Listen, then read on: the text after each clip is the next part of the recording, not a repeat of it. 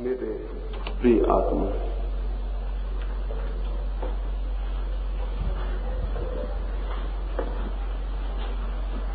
मैं कौन हूं?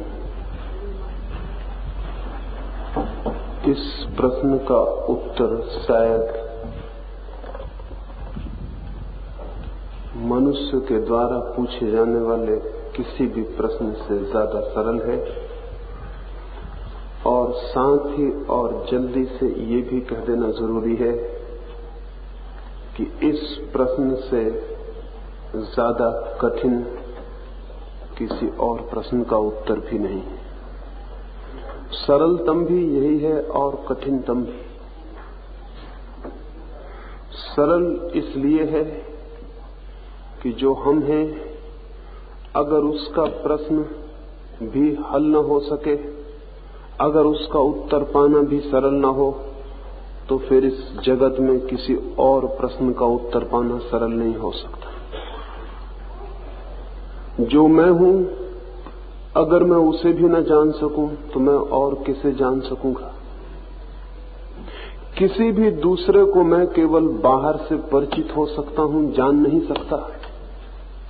एक्विंटेंस हो सकता है, पहचान हो सकती है, क्योंकि मैं सदा दूसरे के बाहर हूं। मैं कभी भी दूसरे के भीतर प्रविष्ट नहीं हो सकता हूं। मैं कितना ही घूमूं, मैं दूसरे के बाहर ही घूमता रहूंगा। तो मैं दूसरे से परिचित हो सकता हूं, लेकिन दूसरे का ज्ञान कभी भी नहीं हो सकता। एक्विंटेंस हो सकता है, नॉलेज नहीं हो सकती। तो अगर मेरा ही ज्ञान संभव न हो, सरल न हो, तो फिर और सरल क्या होगा? अगर स्वयं का ज्ञान कठिन है, तो फिर अज्ञान के अतिरिक्त और कुछ भी सरल नहीं हो सकता। अगर स्वयं का ज्ञान कठिन है, तो फिर इस जगत में और किसी बात को जानने का तो कल्पना और सपना भी नहीं देखा जा सकता। इसलिए मैं कहता हूं स्वयं का ज्ञान बहुत सरल है। और इसलिए भी कहता हूं कि स्वयं को जानने के लिए कहीं भी तो नहीं जाना है, कोई यात्रा नहीं करनी। स्वयं को खोजने के लिए मुझे कहीं पहुंचना नहीं है, मैं वहां हूं ही। स्वयं को जानने के लिए मुझे कुछ खोदना भी नहीं है, कुछ बनाना भी नहीं है, मैं बना ही हुआ हूं। इसलिए स्वयं को जानना सरलतम। लेकिन मैंने कहा जल्दी से ये भी कह देना जरूरी है कि स्वयं को जानने से ज्यादा कठिन भी कुछ और नहीं। ये क्यों? ये इसलिए कि चूंकि हम स्वयं हैं, इसलिए हमारे जानने की धारा और सब जगह तो भटकती रहती है, स्वयं पर कभी नहीं आती। आंखें दूसरों को देख लेती हैं, आंख खुद अपने को नहीं देख पाती। मैं अपने हाथ से सबको पकड़ सकता हूं, सिर्फ अपने हाथ को नहीं पकड़ सकता। एक चमीटे से हम सब कुछ पकड़ सकते हैं, सिर्फ उस चमीटे को नहीं पकड़ सकते। अब ये बड़ी अजीब बात है, चमीटा सबको पकड़ लेता है, सिर्फ अपने को छोड़कर। अपने को पकड़ने में चमीटा एकदम असमर्थ हो जाता है। आंख सबको देख लेती है, सिर्फ अपने को छोड़कर।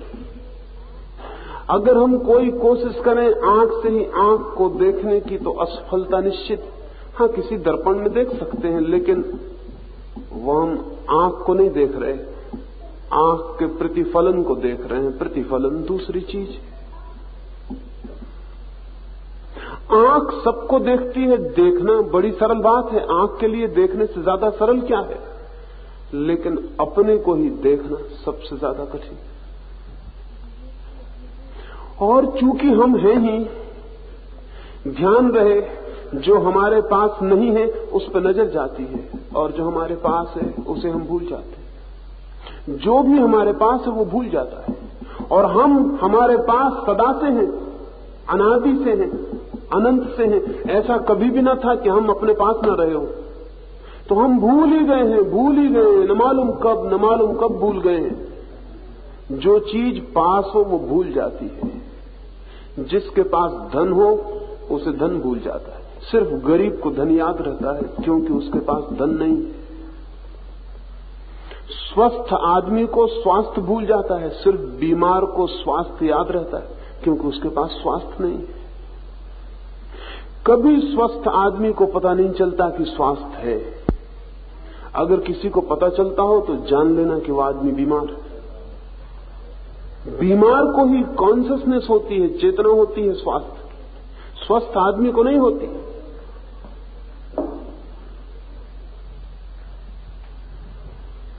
जो हमारे पास है वो भूल जाता है, और जो हमारे पास नहीं है वो खटकता रहता है, वो दिखाई पड़ता रहता है। इसीलिए तो जो हम मांगते हैं जब तक नहीं मिलता तब तक ही याद में रहता है, और जब मिल जाता है तब व्यर्थ हो जाता है। एक आदमी धन खोजता है और धन पा लेता है, और सोचता था कि धन पालेगा तो न मालूम क्या मिल जाएगा, और धन पाके कुछ भी नहीं मिलता, धन भी भूल जाता है। जो हमारे पास है वो भूल जाता है, और हमसे ज्यादा पास हमारे कुछ भी नहीं है। न धन हो सकता, न मकान हो सकता, न प्रेमी हो सकता। हमसे ज्यादा हमारे पास कोई भी नहीं है, और हम सदा से ही अपने पास हैं। ऐसा कभी भी नहीं हुआ कि एक क्षण को भी हम अपने से दूर हो गए हों। इसलिए स्वयं को याद करना और स्वयं को जानना बहुत कठिन है। और इसलिए भी कठिन है कि जानने के लिए दो की जरूरत है, एक जो जाने और एक जो जाना जाए। जानने के लिए कम से कम दो तो चाहिए। मैं आपको जान सकता हूं क्योंकि आप वहां हैं, मैं यहां हूं, बीच में एक फासला है, हम दो हैं। हम सूरज को जान सकते हैं, हम चांद को जान सकते हैं, क्योंकि दोनों के बीच फासला है और दो हैं। जानने वाला अलग है और जो जाना जा रहा है वो अलग, नोअर और नोन अलग है। लेकिन यहां एक और मुसीबत है कि स्वयं को जानने में जानने वाला वही है जो जाना जाने वाला है। नोअर और नोन, ज्ञाता और गे एक, ये सबसे ज्यादा कठिन मामला है। ये ऐसा है कि जैसे प्रेमी भी आप हैं और प्रेमिका भी आप, फिर कठिनाई समझ में आ सकती।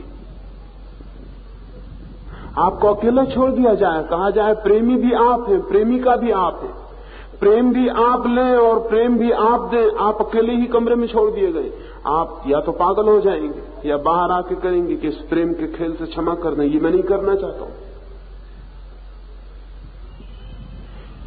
जैसे कोई खुद को ही प्रेम करने और खुद को ही प्रेम करने वाला हो और मुश्किल में पड़ जाए, वैसा ही मैं कौन हूं इस उत्तर की, इस प्रश्न की खोज में गया हुआ आदमी मुश्किल में पड़ जाता है। वहां दो नहीं है, वहां एक ही, वहां वही है, सिर्फ अकेला ही है। उसी को जानना है, उसी को जाना भी जाना है, उसको ही ज्ञाता भी बनना है, उसको भी ज्ञेय भी बनना है। ये सबसे ज्यादा कठिन बात। एक ही चीज का एक साथ साइमल्टेनियसली ज्ञाता और ज्ञेय बन जाना बहुत मुश्किल मामला है। इसका मतलब है एक क्षण में मैं वहां भी खड़ा हो जाऊं जहां ऑब्जेक्ट बन जाऊं, और वहां भी खड़ा हो जाऊं जहां सब्जेक्ट बन जाऊं। एक ही साथ, एक ही क्षण में दो जगह कैसे खड़ा हो जाऊं? जानने वाला बनता हूं तो जानने को कुछ नहीं रह जाता, और अगर जाने वाला बन जाऊं तो जानने को कोई नहीं बचता है। इसलिए मैंने कहा कि जल्दी से कह दूं कि इससे ज्यादा कठिन और कोई सवाल भी नहीं, लेकिन इससे ज्यादा सरल भी कोई सवाल नहीं। और जो सवाल सरल भी हो और कठिन भी हो एक साथ, उस सवाल के लिए क्या कहा जाए? उसे कठिन कहा जाए कि सरल कहा जाए? ये दोनों बातें एक साथ हैं। और आप कहेंगे ऐसा तो होता नहीं, ये दोनों उल्टी बातें एक साथ कैसे हो सकती हैं? लेकिन मैं आपसे कहता हूं, जो नहीं जानते वही ये कहेंगे, जो जानते हैं वो हैरान होकर कहेंगे कि दुनिया में सभी उल्टी बातें एक साथ ही होती। हमने सिर्फ सुविधा के लिए विरोधी चीजों को तोड़ लिया है। विरोधी चीजें कहीं भी टूटी हुई नहीं है। हम कहते हैं रात अलग है और दिन अलग है। कहां है अलग? किस जगह अलग है? कौन सी सीमा रेखा है जहां रात अलग है और दिन अलग है? रात दिन बन जाती है, दिन रात बन जाता है। हम कहते हैं अंधेरा उजाला अलग है। कौन ने कहा है? कोई नासमझ कहता होगा। अंधेरे और उजाले के बीच सिर्फ डिग्रीज का फासला है, विरोधी नहीं है वो। हम कहते हैं जन्म और मौत अलग है। झूठी है ये बात। जन्म ही मौत बन जाती है, मौत ही जन्म बन जाता है। दोनों अलग नहीं है, एक ही चीज का ग्रोथ। जन्म ही बढ़ते बढ़ते एक दिन मौत बन जाता है। कब आती है मौत? वो जन्म की ही बढ़ती बढ़ती बढ़ती एक दिन मौत बन जाती है। और जो जानते हैं वो कहते हैं कि मौत फिर बढ़ते बढ़ते जन्म बन जाती है। जन्म और मौत दो अलग चीजें नहीं है, सिर्फ अज्ञानियों ने दो बना रखी। और छोटी सरल सी बात हम उदाहरण लें, हम कहते हैं गर्म और ठंडा, और समझते हैं कि दो अलग चीजें होंगी, तो बड़ा गलत समझते हैं। एक दिन एक छोटा सा प्रयोग करें। एक हाथ को ठंडे बर्फ पे रखें और एक हाथ को स्टोव के पास गर्म करें, और फिर दोनों हाथों को एक ही बर्तन में पानी भरा हो, दोनों हाथों को उसमें डाल दें, और तब आपको बड़ी हैरानी होगी। एक हाथ को वो पानी गर्म लगेगा और एक हाथ को वो पानी ठंडा लगेगा। वो पानी बिल्कुल एक है, एक ही बर्तन में भरा है। तब आपको पता चल जाएगा कि गर्मी और ठंड अलग अलग चीजें नहीं। तब आपको पता चल जाएगा एक ही पानी है, एक ही तापमान का है। आपने एक हाथ स्टोव के पास रखा और एक हाथ बर्फ पे रखा, एक ठंडा हो गया एक गर्म हो गया, दोनों को एक ही बर्तन में डाल दें और आपको पता चल जाएगा कि दोनों हाथों को पानी अलग अलग मालूम होगा, एक को गर्म मालूम होगा, एक को ठंडा मालूम होगा। फिर गर्मी और ठंड अलग अलग कैसे हो सकती?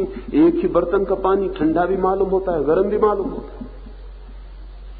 गर्मी और ठंड दो चीजें नहीं है। गर्मी और ठंड एक ही चीज के बीच डिग्रीज का फासला है। क्रमिक एक ही चीज की यात्रा है। जिंदगी में जहां जहां विरोध दिखाई पड़ता है वहां वहां कोई विरोध नहीं है, जिंदगी में विरोध है ही नहीं। लेकिन हम चूंकि जिंदगी बहुत उलझ जाएगी, उसे साफ सुथरा करके चीजों को तोड़ देते हैं, खंड खंड कर लेते हैं। कहते हैं गर्मी अलग है, ठंड अलग है। कहते हैं बुरा आदमी अलग है, अच्छा आदमी अलग है। झूठी है ये बात। न कोई बुरा आदमी अलग है और न कोई अच्छा आदमी अलग है। बुरे से बुरा आदमी अच्छे से अच्छे आदमी से जुड़ा है, ठंड और गर्मी की तरह। एक ही चीज की दो डिग्री से और कोई फर्क फासला नहीं। निकृष्टतम आदमी श्रेष्ठतम आदमी से जुड़ा है, उनके बीच एक ही चीज का फैलाव है। कोई दो चीजें नहीं है, न कोई दुरात्मा है और न कोई महात्मा है। राम और रावण एक ही चीज की दो शक्लें हैं, लेकिन हमने सब चीजें तोड़ रखी और तोड़ने से हमने एक बिल्कुल झूठी दुनिया बना रखी। उस झूठी दुनिया की वजह से समझना बहुत मुश्किल हो जाता है। इसलिए मैं आपसे कहता हूं, जिंदगी का जहां भी असली सवाल पैदा होगा वहां उल्टी चीजें हमेशा साथ होंगी। जिंदगी पैराडॉक्स है नहीं, अपने में पैराडॉक्स, विरोध है नहीं, पहेली है नहीं। हमारी समझ बहुत कम है, हम खंड खंड में समझ पाते हैं, इसलिए मुसीबत हो जाती है। जैसे कोई एक बड़ा मकान हो और उस मकान में एक छोटा सा छेद हो और आप उस छेद में से झांक के देखें, आपको पूरा मकान एक साथ दिखाई नहीं पड़ेगा। पहले एक छोटा सा टुकड़ा दिखाई पड़ेगा, एक कुर्सी दिखाई पड़ गई, फिर आपकी आंख आगे गई, फिर आपको एक फूलों का बर्तन दिखाई पड़ता है, फिर आपकी आंख और आगे गई और फिर आपको एक तस्वीर दिखाई पड़ती है, फिर आंख और आगे गई, आपको कुछ और दिखाई पड़ता है। आपने 4 टुकड़ों में तोड़ के उस कमरे को देखा, क्योंकि देखने की क्षमता बहुत छोटी। वो कमरा एक है, वहां कहीं 4 टुकड़े नहीं। जो आदमी कमरे के भीतर पहुंच जाएगा वो कहेगा कमरा एक है, लेकिन आपने उसे 4 टुकड़ों में देखा। आपकी देखने की क्षमता छोटी है, आप थोड़ा थोड़ा करके देख रहे हैं। आपके मेजरमेंट छोटे हैं। जिंदगी बहुत बड़ी है और अगर हम इतनी बड़ी जिंदगी को इकट्ठा लें तो हम बहुत मुश्किल में पड़ जाएंगे। अगर राम और रावण को हम इकट्ठा ले लें तो हमारी बड़ी मुसीबत हो जाएगी, हमारी सारी रामायण गड़बड़ हो जाएगी। हम तो राम को अलग मानते हैं, रावण को अलग मानते हैं, तब हमें सुविधा पड़ती है। बुरे आदमी को अलग काट देते हैं, अच्छे आदमी को अलग काट देते हैं, तब हमें सुविधा पड़ती, तब हम वाटर टाइट कंपार्टमेंट बना लेते हैं। हम कहते हैं ये है, वो है। आ है, बा है, आ कभी बा नहीं हो सकता। अरस्तु का यही तर्क है, और सारी दुनिया अरस्तु के गलत तर्क से प्रभावित है। अरस्तु कहता है A is A, B is B, A can not be B. आ है, बा है, और आ कभी बा नहीं हो सकता। और इससे ज्यादा गलत बात दुनिया में कभी नहीं कही गई, और इससे ज्यादा गलत बात का प्रभाव कभी भी इतना ज्यादा नहीं रहा। अरस्तु सारी दुनिया पे छाया हुआ है, सारी दुनिया के विचार शास्त्र का वो पिता है। जबकि सच्चाई ये है, ए इज ऑल्सो बी। आ भी है और आ बा भी है। जिंदगी तो यही है। जिसे आप पतझड़ कहते हैं, वो वसंत का ही दूसरा रूप। जिसे आप बुढ़ापा कहते हैं, वो बचपन की ही दूसरी तस्वीर। जिसे आप कुरूपता कहते हैं, वो सौंदर्य का ही दूसरा पहलू है। जिसे आप दुख कहते हैं, वो सुख की ही दूसरी चोट है। जिसे आप सम्मान कहते हैं, वो अपमान का ही दूसरा रास्ता है। यहां जिंदगी में सब जुड़ा है, यहां अलग अलग खंड खंड कुछ भी नहीं। और अगर ये बात ख्याल में आ जाए तो ये बात भी ख्याल में आ जाएगी कि जो प्रश्न सबसे ज्यादा सरल है, वो सबसे ज्यादा कठिन भी क्यों है। और अगर ये भी ख्याल में आ जाए कि जो प्रश्न एक ही साथ सरल है और एक ही साथ कठिन है, तो एक बात और समझ में आ जाएगी। एक बात और भी समझ में आ जाएगी, और वो ये, एक छोटी सी कहानी से मैं समझाऊं। एक फकीर एक रास्ते से निकल रहा था और मस्जिद के पास की मीनार पर चढ़ के अजान दे रहा था। सुबह मस्जिद का मुल्ला, वो गिर पड़ा और उस फकीर के कंधे पे गिरा और फकीर की गर्दन टूट गई। वो फकीर अस्पताल में भर्ती किया गया। उसके शिष्य वहां उससे मिलने गए और उन शिष्यों ने पूछा, क्योंकि वो जानते थे उस फकीर की ये आदत थी कि जिंदगी में चाहे कुछ भी हो जाए, वो उनसे कुछ न कुछ नतीजे लेता था। तो उन्होंने पूछा कि अब हम बड़ी मुश्किल में हैं, इस आदमी का आपके ऊपर गिरना, आपकी गर्दन टूट जाना, इससे आपने नतीजा क्या लिया? उस फकीर ने कहा कि बहुत साफ नतीजा लिया। अब तक मैंने सुना था कि जो आदमी गिरेगा उसकी गर्दन टूटेगी, अब मुझे पता चला गिर कोई सकता है, गर्दन किसी की टूट सकती है। और अब तक मैं समझता था कि गिरने वाला अलग है और जिस पे गिरा है वो अलग है। अगर दोनों अलग होते तो कोई गिरता और कोई की गर्दन कैसे टूट जाती। अब मैं समझा कि सब एक है, जो गिरा भी वही है और जिस पे गिरा वो भी वही है, इसलिए तो मेरी गर्दन टूट गई और गिरा वो।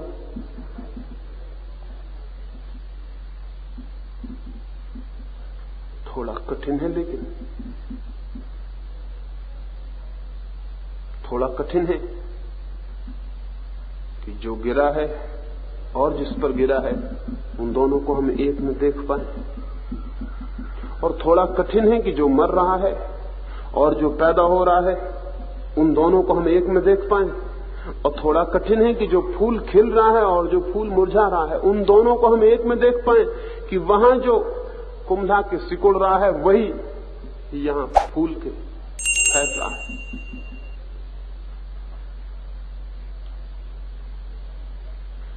नदी में देखी हैं लहरें, एक पत्थर फेंक दें सरोवर में और लहरें उठेंगी। लहर उठी हुई मालूम पड़ेगी और उसके पास ही गड्ढा होगा, लेकिन कभी आपने सोचा कि जो गड्ढा है वही लहर बन गई? वो गड्ढा बन गया है इसलिए लहर ऊपर उठ गई। आप बड़े बड़े पहाड़ देखने जाते हैं, आपने कभी ख्याल किया कि नीचे जो खाई है वही पहाड़ बन गई?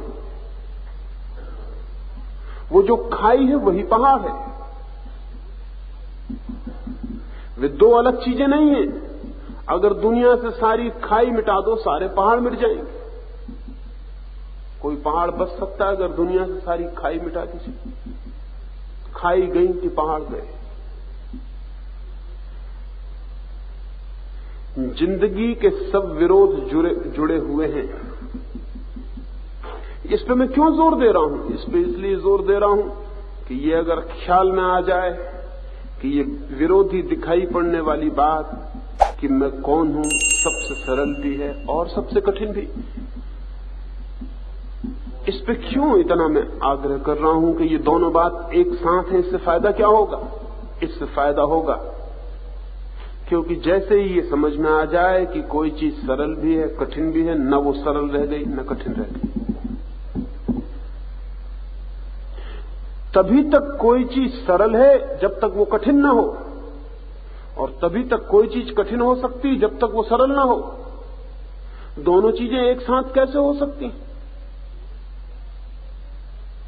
एक आदमी या तो जिंदा हो सकता है या मरा हुआ हो सकता है, और अगर हम ये कहें कि वो आदमी जिंदा भी है और मरा हुआ भी है तो इसका मतलब यही होगा कि वो आदमी कुछ ऐसा है, न जिंदगी का वहां कोई अर्थ है न मरने का वहां कोई अर्थ है। वो आदमी अगर एक ही साथ जिंदा और मरा हुआ हो सकता है तो इसका यह मतलब हुआ कि जिंदगी और मरना दो ऊपरी घटनाएं हैं, भीतर वो आदमी बिल्कुल अलग है। ये दोनों बात एक साथ हो सकती हैं। दोनों विरोधी बातें इसीलिए हो सकती हैं कि सत्य तीसरा है, नहीं तो कभी दो विरोधी बातें एक साथ नहीं हो सकती। अगर पानी ठंडा ही हो तो उसी के साथ गर्म नहीं हो सकता, और अगर पानी गर्म ही हो तो उसी के साथ ठंडा नहीं हो सकता। लेकिन पानी ठंडा और गर्म एक साथ है। इसका मतलब यह हुआ कि पानी न ठंडा है न गर्म। ठंडा और गर्म पानी के ऊपर आने जाने वाली घटनाएं हैं। पानी का जो अपना होना है, वो जो उसकी अपनी आत्मा है, वो न ठंडी होती और न गर्म होती। जिंदगी का असली सवाल मैं कौन हूं न सरल है न कठिन, क्योंकि वो दोनों हैं। इसका क्या मतलब? इसका मतलब यह है कि मैं कौन हूं इसको सवाल की तरह लेना ही मत, नहीं तो भटक जाओगे। ये सवाल नहीं है। सवाल वे होते हैं जिनके जवाब किसी से मिल सकते हो। प्रश्न उसे कहते हैं जिसका जवाब किसी से मिल सकता हो। ये प्रश्न नहीं है कि मैं कौन हूं, क्योंकि इसका जवाब किसी से भी नहीं मिल सकता। और बहुत मजे की बात यह है कि आपसे भी नहीं मिल सकता। जवाब तो तब मिलेगा जब आप भी नहीं होंगे। जवाब किसी से भी नहीं मिल सकता, न किसी दूसरे से और न खुद से। जवाब उस दिन मिलेगा जब आप नहीं होंगे। अब ये और उलझन की बात है। जवाब उस दिन मिलेगा जिस दिन प्रश्न भी नहीं होगा। फिर करें क्या? अगर ये कठिन नहीं, ये सरल नहीं, अगर ये दोनों हैं, अगर इन दोनों से हम अलग हैं तो हम करें क्या? इसका मतलब एक हुआ। इसको सवाल न बनाएं। इसको सवाल बनाया तो जवाब किताबों में लिखे हुए हैं। उन जवाबों को आप खोज लेंगे। पूछेंगे मैं कौन हूं, किताब खोलेंगे, वहां लिखा होगा कुछ, वो पढ़ लेंगे और कहेंगे ये मैं हूं। कहीं लिखा होगा कि आप आत्मा हैं, तो पढ़ लेंगे, सबने पढ़ लिया है। कहीं लिखा होगा कोई आत्मा वगैरह नहीं है, आदमी सिर्फ पदार्थ है, खाओ पियो मौज करो, बस यही है और कुछ भी नहीं है। कोई इसको पढ़ लेगा और इसको कंठस्थ कर लेगा और कहेगा ऋणम कृत्वा घृतम पिबेत, ऋण लेकर घी पियो। कुछ है ही नहीं, न कोई आत्मा है, न कोई किसी से ऋण लेता है, न कोई किसी को चुकाता है। कोई चिंता की बात नहीं। कोई पढ़ लेगा आत्मा है, और न आत्मा मरती और न मारी जा सकती। कोई पढ़ लेगा कि आत्मा है, न उसे पुण्य छूता न पाप छूता, और इनको कंठस्थ कर लेगा। आपने सवाल बनाया तो आप जवाब सीख लेंगे कहीं जाके। मैं आपसे कहना चाहता हूं कि ये सवाल ऐसा नहीं है कि किसी से आप जवाब सीख लें। ये सवाल बहुत और तरह का है, जिसका कोई जवाब कभी भी कहीं से भी नहीं मिल सकता, न कभी किसी को कहीं से मिला। और जिसने कोई जवाब पकड़ लिया वो भटक गया, फिर उसको रास्ता भी नहीं मिला। इस बात को मैं इस भांति लेना चाहता हूं कि आपके सामने ये साफ हो जाए कि ये कोई सवाल नहीं है जिसे हमें किसी से पूछ लेना है। ये एक अंतर जिज्ञासा है जिसका जवाब नहीं मिलेगा, बल्कि हम जिज्ञासा करेंगे तो धीरे धीरे प्रश्न भी खो जाएगा। ये दोनों बातें बहुत बुनियादी फर्क है। एक आदमी बुद्ध के पास गया, वो जवान था और वर्षों से ये मैं कौन हूं इसी की खोज में लगा हुआ। उसने बुद्ध से जाके पूछा, सत्य क्या है, मैं कौन हूं, मोक्ष कहां है? बुद्ध ने कहा, तू सारे सवाल एकदम से पूछ ले, क्योंकि सवाल एक ही है, शक्लें बहुत हो सकती हैं, तू सारे सवाल पूछ ले। उसने कोई 10-11 सवाल पूछ डाले। बुद्ध ने उससे कहा कि तूने ये सवाल किसी और से भी पूछे? उसने कहा, मैंने बहुतों से पूछे। बुद्ध ने कहा, बहुतों से पूछे, तुझे कहीं उत्तर मिला या नहीं? उस युवक ने कहा, उत्तर सबने मुझे दिए, मुझे मिला नहीं। तो बुद्ध ने कहा, तू फिर मुझसे पूछने आ गया, मैं भी उत्तर दूंगा और तुझे मिलेगा नहीं। इससे तू ये मत समझना कि देने वालों ने गलत उत्तर दिए थे, इससे तू ये समझना कि ये सवाल ऐसे हैं कि इनके उत्तर कोई दूसरा दे ही नहीं सकता है। सही उत्तर भी दिया जाए, दिया हुआ उत्तर बेकार हो जाता है।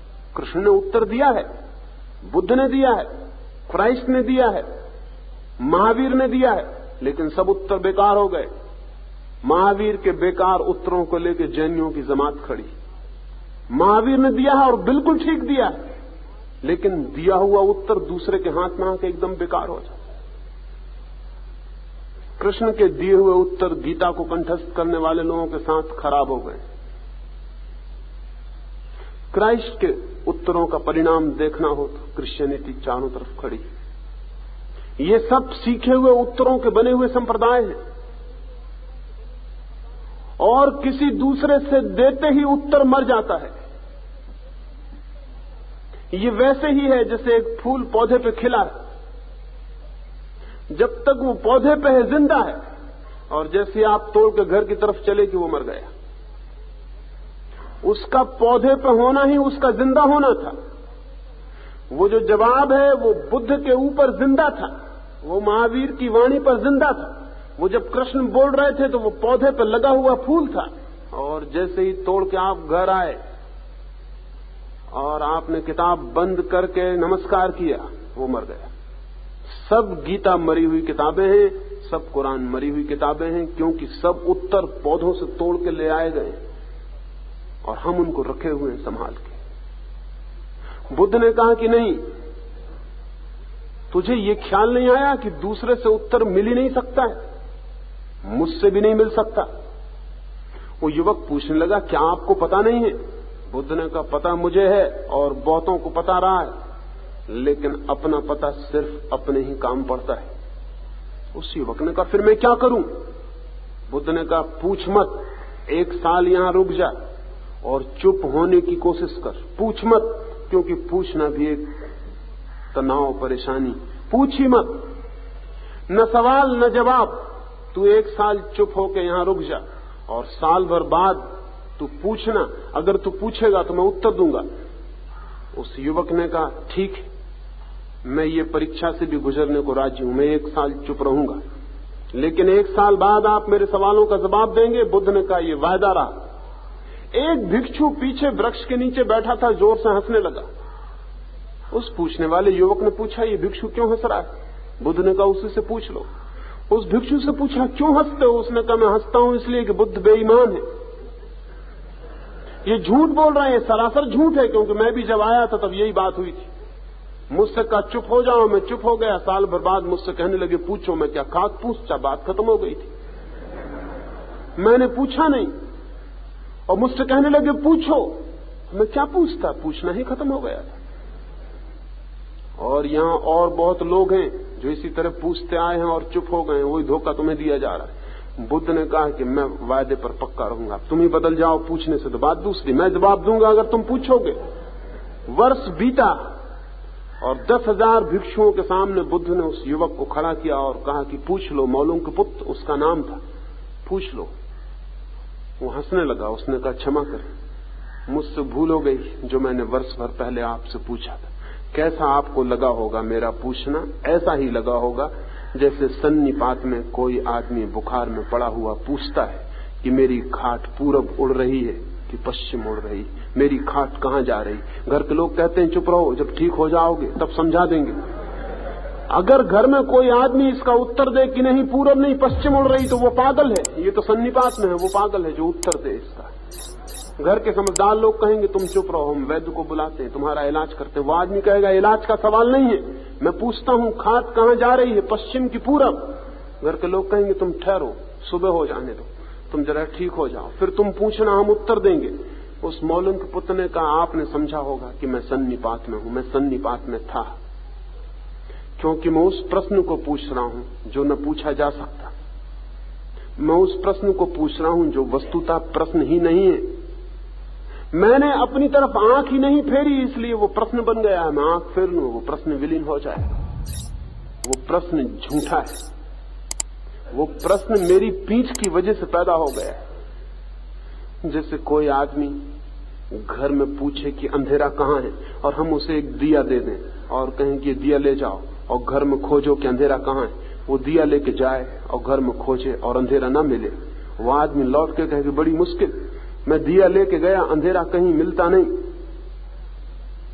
असल में अंधेरा था क्योंकि वहां दिया नहीं था, और दिया लेके कोई गया, अंधेरा वहां नहीं रह जाए। हमने कभी अपनी तरफ ध्यान ही नहीं किया है। बस इतना ही प्रश्न है। हम हैं, हम सदा से हैं। हम जानते हैं कि कौन है, क्योंकि यह असंभव है कि हम न जानते हो कि हम कौन हैं। हम भली भांति जानते हैं कि हम कौन हैं, लेकिन हमने उस तरफ ध्यान देना ही बंद कर दिया। और स्मरण रहे, हमें उसी का पता चलता है जिस तरफ हमारे ध्यान का फोकस होता है। एक लड़का हॉकी खेल रहा है मैदान पर, पैर में चोट लग गई है, खून बह रहा है। सारे हजारों लोग चारों तरफ देख रहे हैं, उन्हें दिखाई पड़ रहा है कि अंगूठा टूट गया है, नाखून टूट गया, खून बह रहा है, लेकिन उस खेलने वाले को कोई पता नहीं। घड़ी भर बाद खेल खत्म होता है और सारा दर्द एकदम से पैर पर टूट पड़ता है और वो कहता उफ, मुझे कब चोट लग गई, कब खून बह रहा है।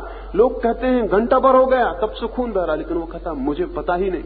उसके सारे ध्यान का फोकस, उसके सारा ध्यान खेलने में, अंगूठे तक ध्यान की जाने की जरा सी भी धारा शेष नहीं रह गई। सारा ध्यान खेल पर लगा हुआ है। अंगूठा टूट गया, उसे पता नहीं चलता। काशी में नरेश थे, 1911 में उनका ऑपरेशन हुआ। वे किसी तरह की दवा लेना पसंद नहीं करते थे, तो उन्होंने एनेस्थीसिया लेने से भी इंकार कर दिया। उन्होंने कहा बेहोशी की कोई दवा नहीं लूंगा। जिस डॉक्टर ने ऑपरेशन किया उसने कहा तो बड़ा मुश्किल है, ऑपरेशन में आधा घंटा लग जाने को है। आधा घंटे तक बिना बेहोश किए ऑपरेशन करना एकदम खतरनाक है। उन्होंने कहा कि नहीं, आप ऑपरेशन करें। उन्होंने कहा नहीं, आप चिंता न करें, मैं गीता पढ़ूंगा, आप ऑपरेशन करें। वो ऑपरेशन हुआ। वो दुनिया में पहला ऑपरेशन था कि किसी आदमी ने किताब पढ़ते वक्त ऑपरेशन करवा दिया। वो आधा घंटे तक गीता पढ़ते रहे, ऑपरेशन हो गया। डॉक्टर तो चकित रह गए। 10 डॉक्टर इकट्ठे थे, नरेश का ऑपरेशन था। उन 10 ने लिखा है प्रमाण पत्र कि ये चमत्कार है। तो नरेश से पूछने लगी ये कैसे कर रहे हो, ये कैसे हुआ? उसने कहा करने का इसमें कुछ भी नहीं है। जब मैं गीता पढ़ता हूं तो मैं पूरा ही पढ़ता हूं, फिर यहां कुछ बाकी नहीं बचता यहां वहां जाने को। फोकस टोटल, मैं पूरा का पूरा गीता पर ही चला जाता हूं। जब मैं पढ़ता हूं तो पूरा पढ़ता हूं, नहीं तो पढ़ता ही नहीं। इसका मतलब आप समझ रहे हैं? अगर पूरा का पूरा ध्यान गीता पे चला गया हो तो पैर कट जाए पता नहीं चलेगा। वो खेल के मैदान में लड़का भी जानता है कि चोट लग जाए पता नहीं चलता है। इसका ये मतलब हुआ क्या पैर नहीं है जो पता नहीं चल रहा? क्या चोट नहीं है जो पता नहीं चल रहा? चोट भी है, पैर भी है, और पैर खबर भी भेज रहा होगा, तड़प भी रहा होगा, लेकिन चेतना कहीं और है। मैं कौन हूं, ये सवाल सिर्फ इसलिए पैदा हुआ है कि हमारी चेतना कहीं और है। दुकान में है, बाजार में है, धन में है, मकान में है, पत्नी में है, बच्चे में है, कहीं और, सब तरफ फैल गई है। उसका फोकस सारी तरफ सिर्फ एक जगह को छोड़कर वो जहां मैं हूं, बस वहां उसका कोई फोकस नहीं है।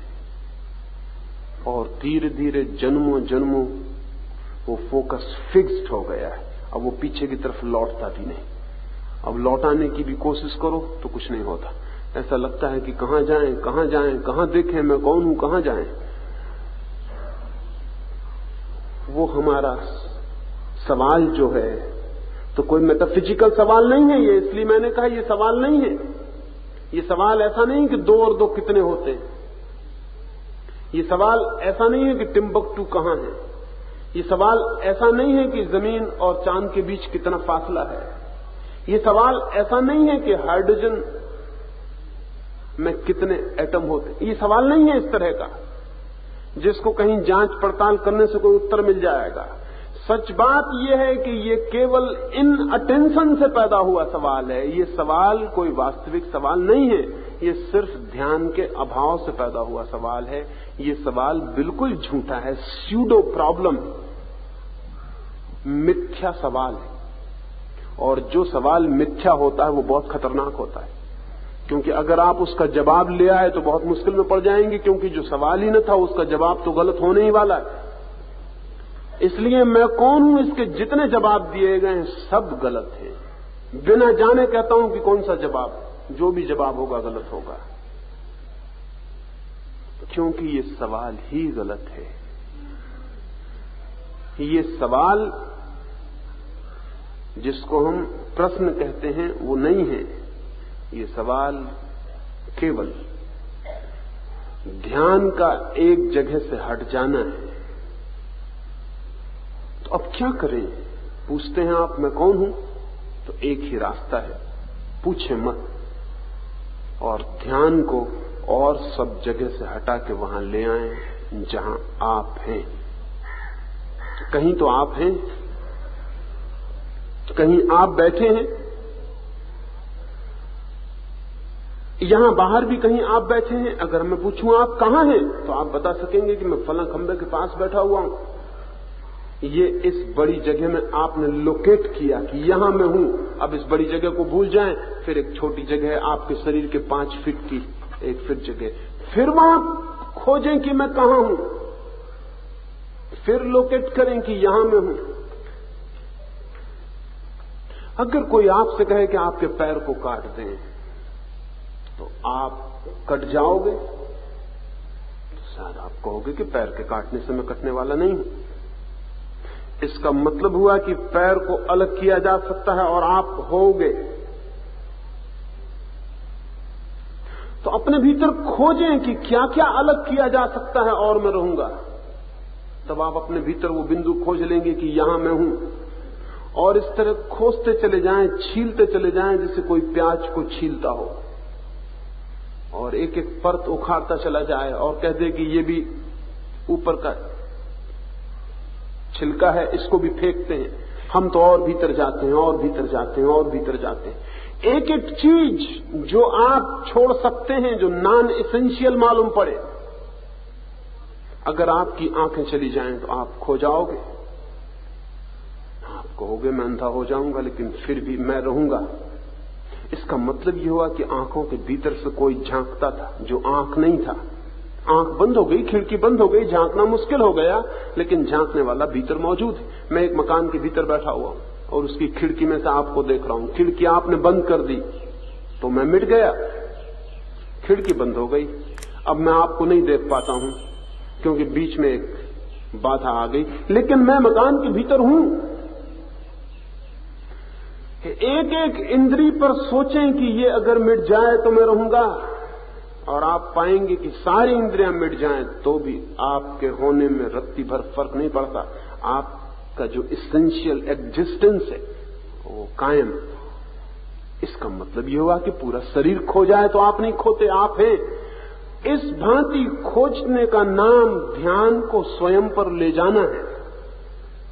वो जो इन अटेंशन पैदा हो गई है, वो जो गैर ध्यान पैदा हो गया, वो धीरे धीरे टूटता चला जाएगा और आप उस जगह पहुंच जाएंगे, उस बिंदु पर, उस अल्टीमेट पॉइंट पर जहां खड़े होते ही वो अंधकार मिट जाता है जो वस्तुतः था नहीं, सिर्फ आपकी गैर मौजूदगी के कारण पैदा हो गया था। उस बिंदु पर खड़े होते ही उसका पता चल जाता है जो आप हैं। और ये बड़े मजे की बात है, जिस दिन ये पता चलता है कि कौन है आप, उस दिन बहुत हंसी आती है, क्योंकि उस दिन ये भी पता चलता है कि आप ही आप हैं और कुछ है ही नहीं। और जो भी आपको दिखाई पड़ रहे हैं चारों तरफ जो विस्तार, वो आपके ही बिंदु का विस्तार है, वो आपसे ही जुड़ा है। एक ही सागर अनंत अनंत लहरों में स्पंदित हो रहा है। लहर पूछने जाए कि कौन हूं मैं, अपने भीतर घुसे सागर में पहुंच जाएगी। कोई लहर पूछे कि कौन हूं मैं, भीतर जाए फौरन सागर में पहुंच जाएगी, हंसेगी, कहेगी लहर तो नहीं हूं। इसलिए एक बात आपसे कहना चाहता हूं, जब आप खोजने चलेंगे मैं कौन हूं, तो जो आपने समझा हुआ है कि मैं ये हूं, कम से कम इतना निश्चित कहा जा सकता है वो कोई भी आप अपने को नहीं पाएंगे कि ये मैं हूं। जो आपने समझा है कि मैं ये हूं, वो तो निश्चित आप नहीं पाएंगे, वो तो आप हैं ही नहीं। जिस दिन आपको पता चलेगा कौन हूं मैं, उस दिन आप ये नहीं कह सकेंगे मैं ये हूं, उस दिन आप कहेंगे मैं कहां नहीं हूं। उस दिन ये सवाल नहीं है कि मैं कहां हूं, उस दिन ये सवाल है मैं कहां नहीं हूं। उस दिन ये सवाल नहीं है कि मैं अपने को कहां खोजूं, उस दिन ये सवाल होगा कि मैं अगर अपने से बचना चाहूं तो कहां बचूं। सब तरफ मैं हूं। एक फकीर था, उसने अपने शिष्यों को कहा ऐसी जगह खोजो, दो शिष्य हैं, दोनों को कहा ऐसी जगह जाओ, एक एक कबूतर दे दिया और कहा ऐसी जगह जाओ जहां कोई ना हो, जहां कोई न देखता हो, वहां तुम कबूतर को मार डालो। वो एक शिष्य लेके कबूतर को गया, रात पड़ गई, अंधेरा हो गया, उसने कहा बस ठीक है, गुफा में चला गया, वहां कोई नहीं दिखाई पड़ता था, उसने कबूतर को मार डाला। दूसरा शिष्य कई महीनों तक भी नहीं लौटा। वो तो शिष्य मार के कबूतर को आ गया, उसने कहा कि मैंने खत्म कर दिया, अंधेरे में गया, वहां कोई भी नहीं था, बस मैंने कबूतर मार डाला। उस फकीर ने कहा तुमको नमस्कार, अब तुम कभी इस द्वार पर वापस मत आना। उस शिष्य ने कहा क्या मतलब, बात खत्म हो गई। उस फकीर ने कहा अब आगे अपना कोई नाता रिश्ता नहीं। पर उसने कहा कि मैं तो कबूतर आपने कहा था मार के ले आना, तो मार के ले आया हूं और ऐसी जगह जहां कोई भी नहीं था। फकीर ने कहा बस बात ही खत्म हो गई, अब तुम यहां दरवाजे पर लौट नहीं मत। पर वो दूसरा आदमी कहां है, और फकीर उसे ढूंढवाता रहा। 6 महीने बीत गए, वह मुश्किल वो पकड़ा जा सका।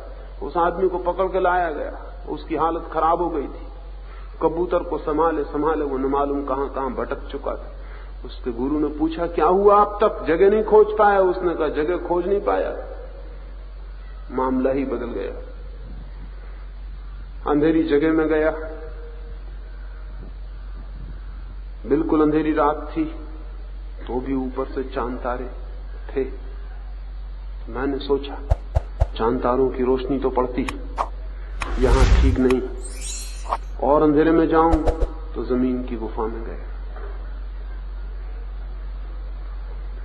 वहां जाके कबूतर की गर्दन दबा रहा था कि कबूतर की दोनों आंखें चमक रही थी और मुझे देख रही थी। ये तो मुश्किल मामला हो गया। फिर मैंने सोचा कि कबूतर की आंख बंद कर दो। कबूतर की आंख पे पट्टी बांध दी, अंधेरी गुहा में गया, कबूतर की गर्दन दबाने को था कि तब मुझे पता चला कि मैं तो जान ही रहा हूं, मैं तो देख ही रहा हूं, अब क्या करूं। 6 महीने हो गए, परेशान हो गए, कबूतर संभालो। उसके गुरु ने कहा रुको, तुम ठहरो। उसने कहा रुकने और ठहरने की कोई जरूरत भी न रही। उसके गुरु ने कहा कि तुम योग्य हो, तुम्हें मैं अपने पास रखूंगा, इसी की परीक्षा के लिए तुम्हें भेजा था, तुम्हारे दूसरे साथी को भगा दिया गया। उसने कहा दूसरे साथी को आपने भगा दिया, मैं अपनी तरफ से नमस्कार करता हूं, क्योंकि अब मुझे कोई जरूरत ना रही। इस कबूतर को मारने के लिए और एकांत खोजने में मैं ऐसी जगह पहुंच गया जहां अकेला मैं ही बचा, लेकिन मैं बचा। और जैसे ही अकेला मैं बचा, मुझे पहली दफा उसका ध्यान आया कि अरे ये हूं मैं। और तब एक क्षण में कबूतर भी मैं ही हो गया, सब कुछ मैं हो गया। अब किससे पूछना है, अब किससे जानना है, अब किससे सीखना है, क्या सीखना है? बात खत्म हो गई। नमस्कार करता हूं। उसके गुरु ने लिखा है कि 2 आदमी आए, एक को इसलिए भगा दिया कि वो योग्य न था, एक इसलिए चला गया कि वो योग्य था। इसलिए गुरु हमेशा खाली रह जाते हैं। अयोग्य जिद करते हैं कि हम रुकेंगे, अयोग्यों को वो रोकना नहीं चाहते।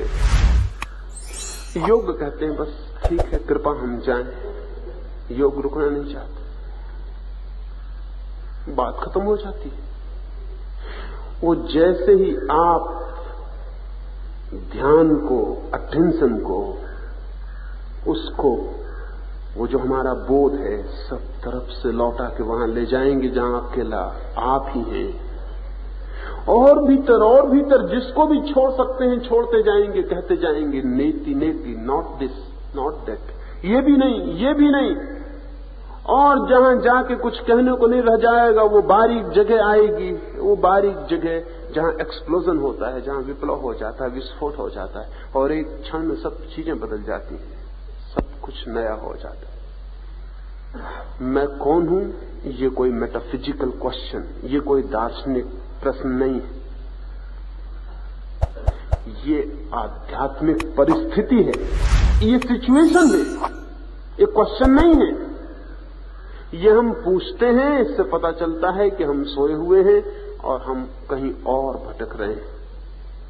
हमारा ध्यान वहां नहीं है जहां हमारा होना है, और हमारा ध्यान वहां है जहां हमारा होना नहीं है। इन दोनों के बीच एक गल्फ, एक खाई पैदा हो गई है।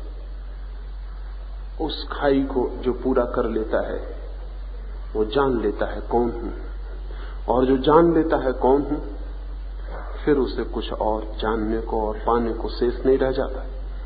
और जो जान लेता है कौन हूं, उसके जीवन में न प्रश्न रह जाते हैं, न चिंताएं रह जाती हैं, उसके जीवन में न तनाव रह जाते हैं, उसके जीवन में कुछ भी शेष नहीं रह जाता। वो ऐसे हो जाता है जैसे हवाएं, जैसे आकाश में तैरते हुए बादल, जैसे वृक्षों पर खिलते फूल, जैसे वृक्षों से गिरते सूखे पत्ते। जो होता है वो जानता है, फिर उसका न कोई इंकार है कि ये हो, न उसका कोई आग्रह है कि ये हो, न उसका कोई आग्रह है कि ये न हो। फिर सब चीजें स्वीकृत है। फिर जो होता है वो देखता रहता है, फिर जो नहीं होता वो उसको भी स्वीकार कर लेता है। फिर वो जिंदगी में ऐसे जीता है जैसा लाओ त्से ने कहा है। किसी ने लाओ त्से से पूछा, उसी की बात से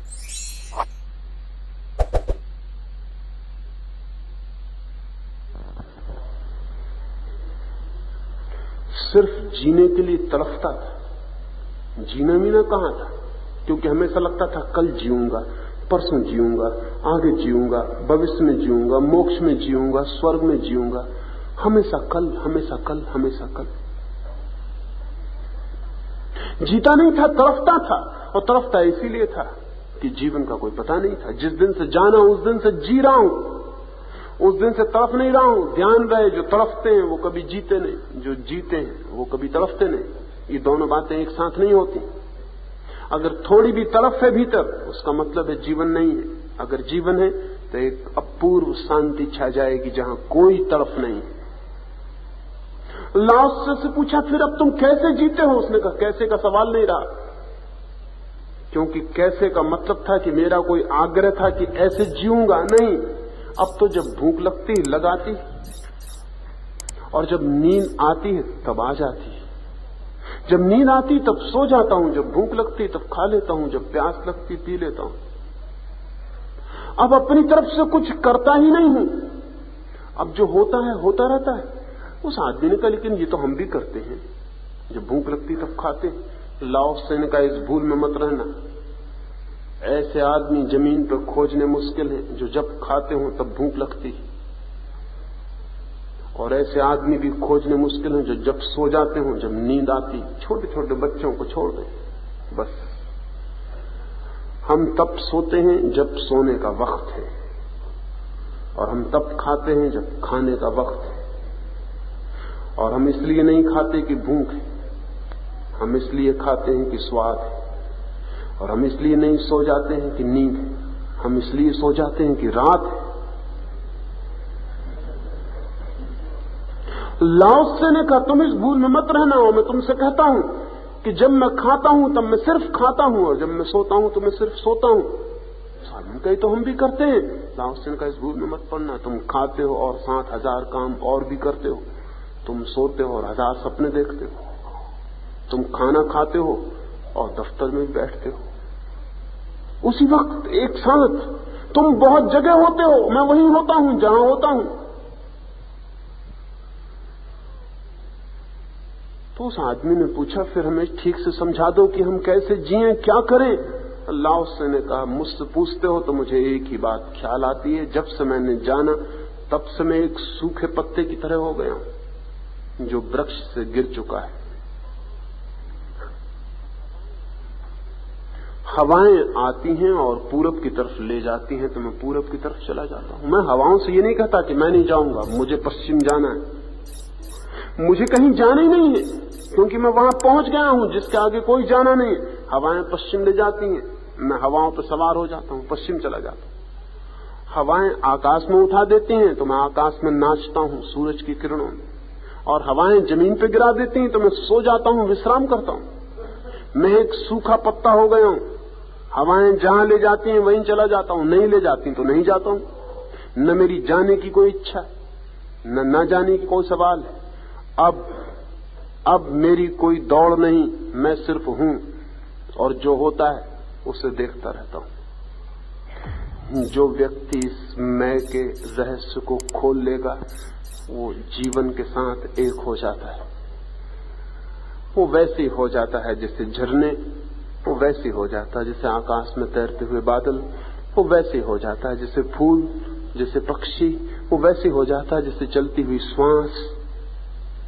वो जीवन के साथ एक हो जाता है। सब चीजें ठहर जाती हैं। ठहरने का मतलब मर नहीं जाती हैं। सब चीजें ठहर जाती हैं जैसे कोई शांत सरोवर ठहरा हो, पूरा जीवन पूरी शक्ति से भरा हुआ लेकिन ठहरा हो। ऐसे ठहरे हुए जीवन की दशा में जहां पूरा जीवन है, और जहां ठहरे हुए भी अगति नहीं है, और जहां ठहरे हुए भी मृत्यु नहीं है, और जहां ठहरे हुए भी सब गति है, सब परिवर्तन है, सब हो रहा है, लेकिन कोई आग्रह नहीं है। ऐसी चित्त दशा में जो फलित होता है उसका नाम आनंद है। और इससे विपरीत चित्त दशा में जहां हम हैं जो फलित होता है उसका नाम दुख है। हम दुख के बिंदु पर खड़े हैं क्योंकि हमें पता ही नहीं हम कौन हैं। हम आनंद की मंजिल पर पहुंच सकते हैं, काश हमें पता हो जाए कि हम कौन हैं। दुख और आनंद के बीच की जो यात्रा है वो मैं कौन हूं इसे न जानने से मैं कौन हूं इसके जानने तक की यात्रा का नाम है।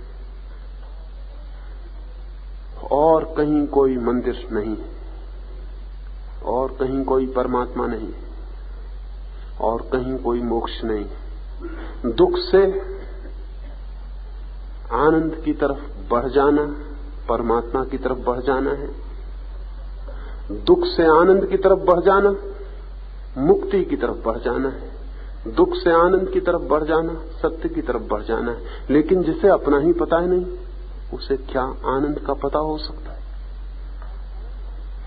इसलिए मैं कौन हूं इसको कोई दार्शनिक सवाल मत समझना और इसके उत्तर खोजने किसी किताब में मत चले जाना।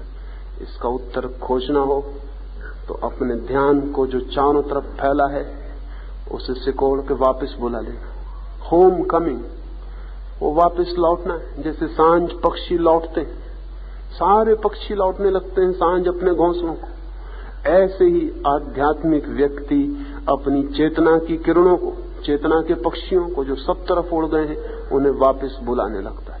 वो सब अपने घर जिस दिन वापस लौट आते हैं और सारी चेतना जिस दिन भीतर बैठती है, जैसे कोई पक्षी अपने घोंसले में वापस बैठ गया आकर, उसी दिन उद्घाटन हो जाता है। ये अटेंशन और इन अटेंशन के बीच का फासला है। ये एक प्रश्न और एक उत्तर के बीच का फासला नहीं है। वो जो इन अटेंशन है वो अटेंशन बन जाए और सारी बात पूरी हो जाती। ध्यान के प्रति सोया हुआ आदमी अधार्मिक है, ध्यान के प्रति जागा हुआ आदमी धार्मिक है। महावीर से किसी ने पूछा कि साधु कौन है, तो महावीर ने ये नहीं कहा कि जो मुंह में पट्टी बांधता है वो साधु है। इतना तो महावीर को समझ रही होगी कि मुंह में पट्टी बांधना सर्कस हो सकता है, साधु होने से इसका क्या संबंध है। महावीर ने ये नहीं कहा कि जो नंगा खड़ा होता है वो साधु है। महावीर ने ये भी नहीं कहा कि जो उपवास करता है वो साधु। महावीर ने ये भी नहीं कहा कि जो इस ग्रंथ को मानता है उस ग्रंथ को मानता है वो साधु। महावीर ने बड़ी अजीब बात कही। महावीर ने दो छोटे से शब्द कहे। महावीर ने कहा जो जागता है सो साधु, असुत्ता मुनि। जो जागा हुआ है सोया हुआ नहीं है वो मुनि। फिर उसने पूछा और असाधु कौन है, तो महावीर ने ये नहीं कहा कि जो दुकान करता है वो असाधु, कि जो पत्नी और बच्चों के पास रहता है वो असाधु, कि जो धन कमाता है वो असाधु, कि जो मकान बनाता है वो असाधु। नहीं, ये सब बातें नहीं कही। जब पूछा किसी ने असाधु कौन है, तो महावीर ने कहा सुत्ता अमुनि, जो सोता है वो असाधु। जो सोया है वो असाधु। सोया यानी जिसकी सारी चेतना की किरणें बाहर भटक गई हैं, जिसकी कोई चेतना की किरण भीतर नहीं लौटती जहां जागरण हो जाए। जागा है वो साधु है। जाग जाएं तो पता चलेगा मैं कौन हूं। सोए रहें पता है और पता नहीं चलेगा, हैं और पता नहीं चलेगा। इसलिए मैंने कहा सरल है और कठिन भी। चाहें तो आज भी हो सकता है, ना चाहें अनंत जन्मों तक नहीं हुआ, अनंत जन्मों तक नहीं होगा। कि मेरी बातों को इतनी शांति और प्रेम से सुना, सब बहुत अनुग्रहित हूं और अंत में सबके भीतर बैठे परमात्मा को प्रणाम करता हूं। मेरे प्रणाम स्वीकार करें।